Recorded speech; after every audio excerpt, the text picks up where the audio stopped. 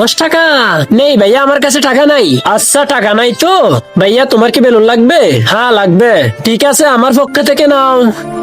একটা নাও, একটা নাও, একটা নাও, একটা নাও। শুকরিয়া ভাইয়া। বেলুন লাগবে, বেলুন ভাইয়া, বেলুন নাও না। এই চল বাক, এগুলা নি না আমি। আরে ভাইয়া সারাদিন একটাও বিক্রি করতে পারি না, একটা নেন না। আচ্ছা কথাই হবে না, দাঁড়াও।